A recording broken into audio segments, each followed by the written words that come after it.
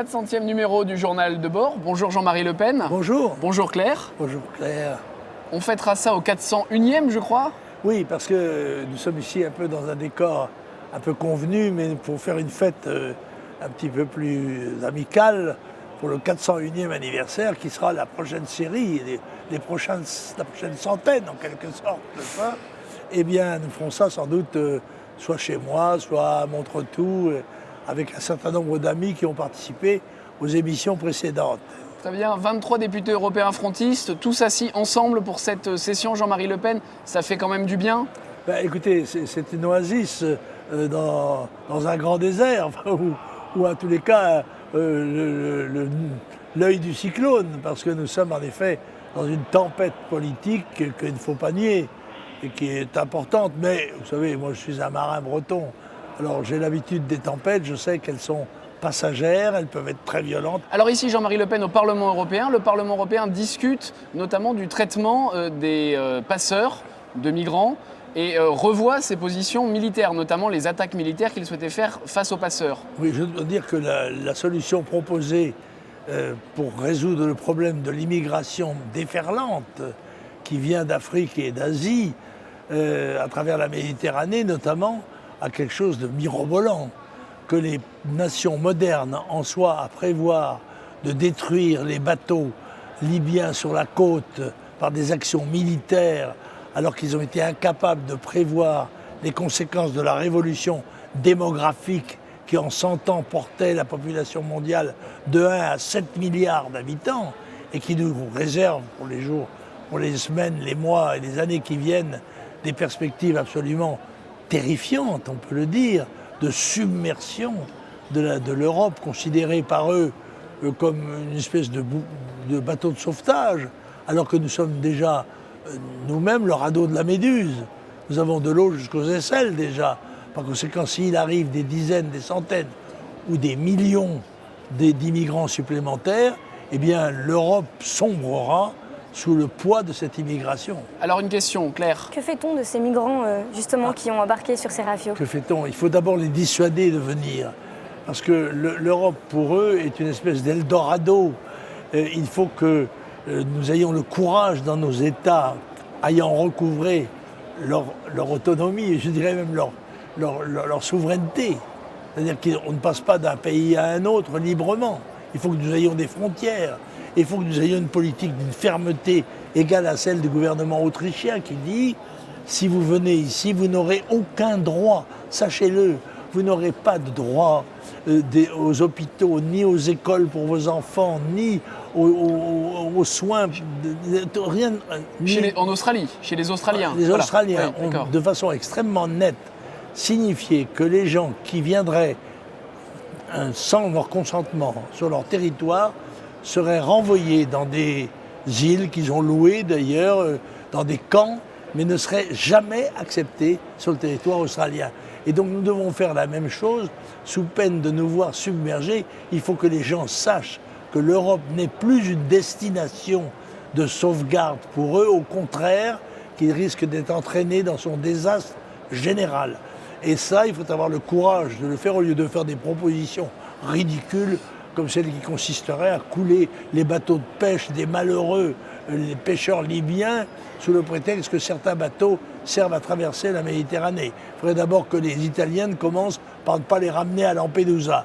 N'est-ce pas ? Ce serait déjà une première chose. Enfin bref, c'est une véritable politique à l'échelon d'un cataclysme qu'il faut élaborer. Et je crois que nos pays en sont tout à fait incapables. Il suffit pour s'en convaincre de regarder la qualité des débats ici au Parlement européen sur ce sujet. Et la responsabilité de la France dans la crise, notamment libyenne, a des effets de répercussion avec, je crois, Claire, l'avenir des chrétiens d'Orient. Oui, on a appris mercredi que l'État islamique a encore attaqué la ville de Palmyre, dans le désert syrien. Oui, je crois que, si vous voulez, c'est un signe qu'il s'agit bien d'un choc de civilisation.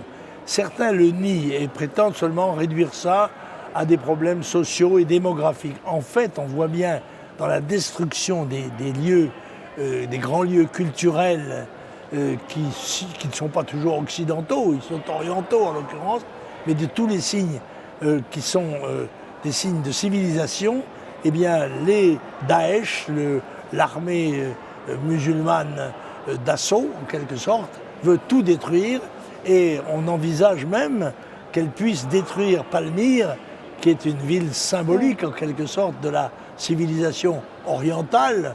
Eh bien, elle ne trouverait pas grâce aux yeux de ses combattants et serait lancée comme un espèce de défi à l'ensemble du monde et de réduction à zéro, en quelque sorte, au sol, ne laissant que Dieu et son prophète. Et ne pensez-vous pas que la France devrait revoir sa politique à l'égard de la Syrie, notamment au regard de ce que vivent les chrétiens dans ce pays? En politique, à ce stade-là, il faut faire des choix.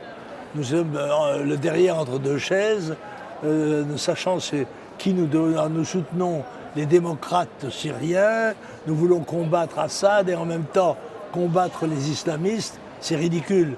Il faut s'allier avec ceux qui combattent les islamistes parce que ce sont eux qui représentent le danger principal.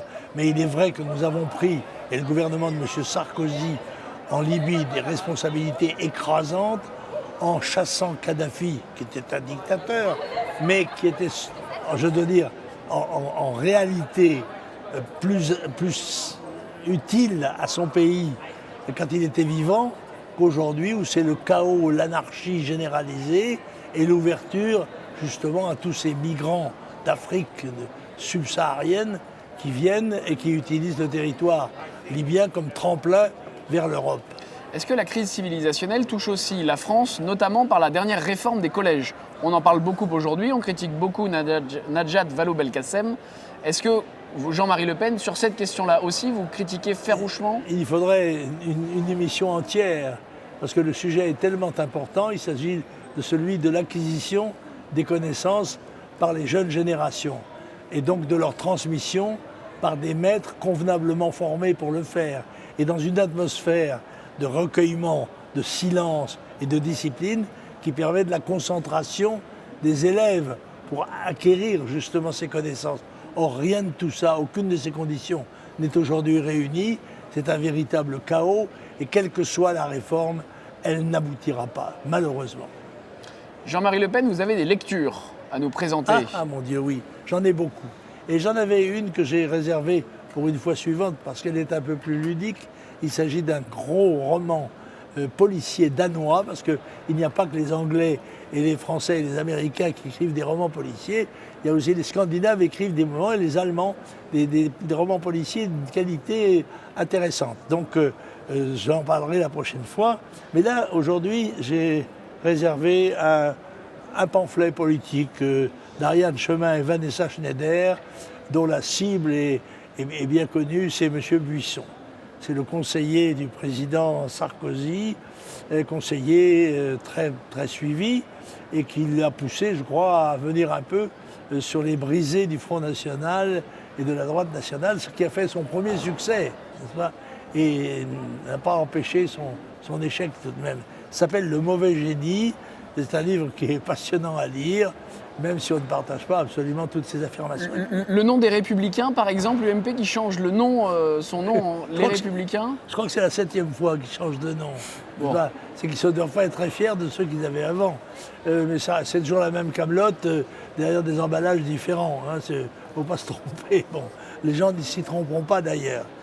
J'ai un petit pincement à l'âme au moment de vous présenter ces deux livres qui sont l'un, L'espion au pied nickelé, n'est-ce pas, et l'autre qui est précédent d'ailleurs, L'agent secret de Churchill.